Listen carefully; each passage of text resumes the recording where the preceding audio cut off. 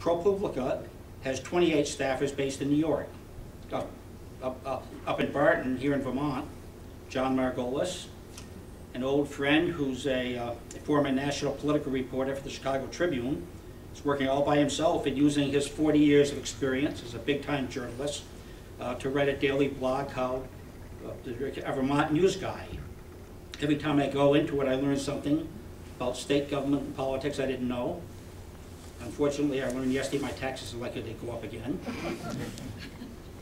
And finally, as the reality of the newspaper meltdown sinks in, many people are now arguing for much greater underwriting of public broadcasting, underwriting by the government, that is, for new kinds of government funding for local news, and in the case of Downey and Schutzen, who I mentioned before, a major restructuring of public radio and television to require them to provide significant levels of local news reporting in every community where they have a station or a website. Most of the funding for public television now comes from individual donors. I should say public broadcasting, because that includes public radio. Now comes from individual donors, corporate sponsorships, and foundation grants. Very little of it is used for local journalism. The $400 million that the Congress currently appropriates annually for public broadcasting is only $1.35 per capita, contrasted with about $25 per capita for public broadcasting in Canada, Australia, and Germany, $80 in Britain, and more than $100 in Denmark and Finland. Now, I suspect most Americans are distrustful of any kind of immediate and direct government involvement in news reporting. I know that I am. But the government already underwrites support for the arts, the sciences, education, humanities, and the existing underwriting of public broadcasting is a legitimate precedent.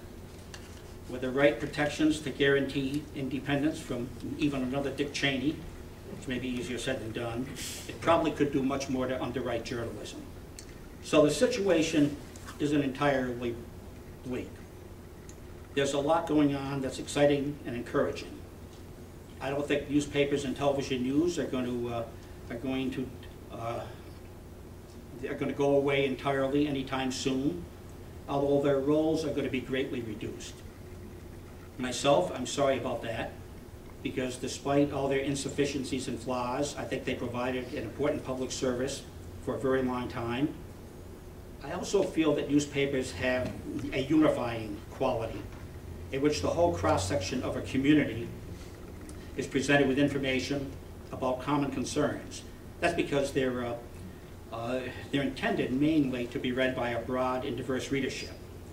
With the internet, as with some cable channels, people tend to gravitate to their own preferred sites where their prejudices are reconfirmed and where there's often a great anger and disdain at contrary opinions.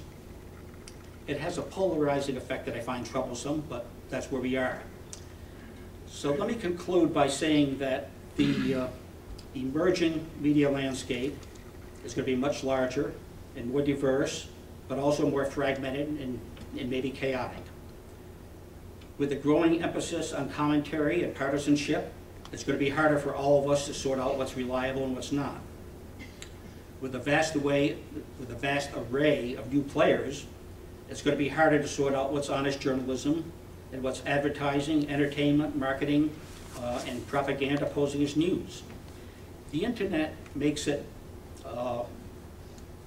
easily possible for everyone, everywhere, to get more news and information than ever before, and that's what's wonderful about it.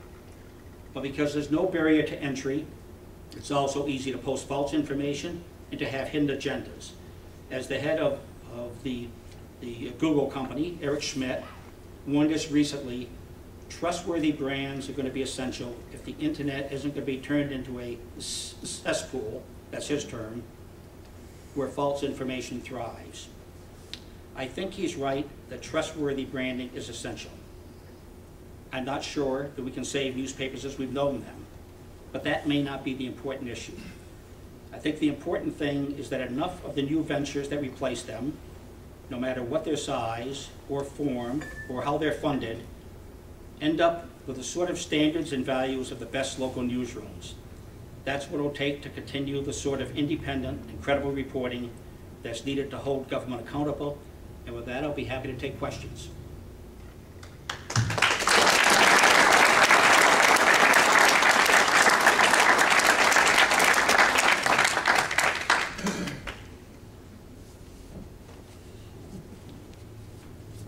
How much of the downfall of newspapers do you think is by design?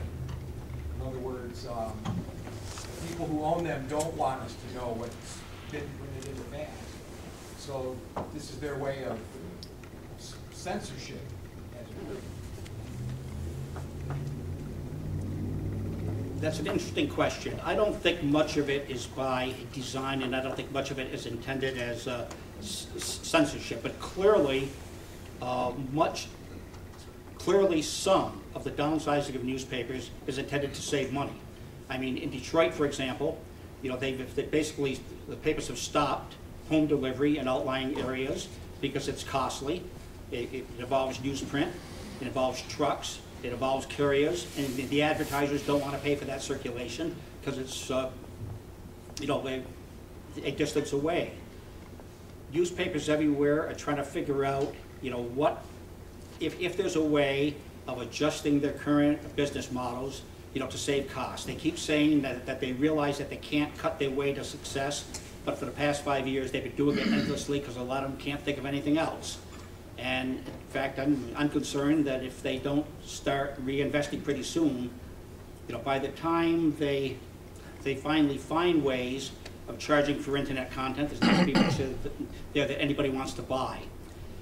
I think, to get back to your point, some of the circulation losses, including some of the ones that Ellen mentioned about the numbers that came out last week, are intentional downsizing of circulation, but it's not for a censorship reason, it's to save money. This gentleman's question makes me think about the lack of archiving on blogs, internet, and the ability to revise history after the fact. Is that one of the purposes that print media provides? Is it an historical record that can be retrieved in the future? Well, I'm not sure it's not there with blogs. You may have to look for it, but I mean, one of the things about the internet is once it's there, it's out there forever. With newspapers, you do have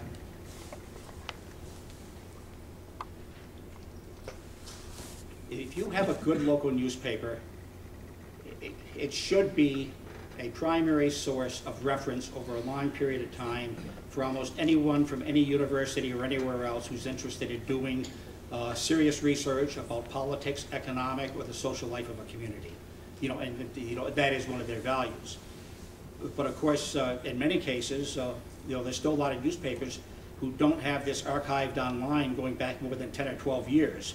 And so before that, you have to go back, you know, through the old-fashioned microfiche. Could you say a little bit more about government-supported public broadcasting? It seems to me that there are a lot of international models where the editorial firewall between the funder and, you know, the main example being the BBC, but also in a lot of the other European countries. Well, as I said, there's a great deal of it. There's a great deal more underwriting of it in Canada and in much of Europe. I don't know exactly how the firewalls work. I mean, we had a hard enough time at Newsday keeping a firewall between, you know, ourselves and the business side. I mean, we did pretty well, but it was, you know, endless and ongoing. And I had a publisher, I had two of them who were absolutely, you know, understanding of it and committed to it. Right now, I think the main concern of people who want more underwriting of public broadcasting in this country is that they want to see, A, much more money, but B, they also want to see much more of it spent on local news. Right now, National Public Radio, I think, does some very good reporting, but almost none of it is local.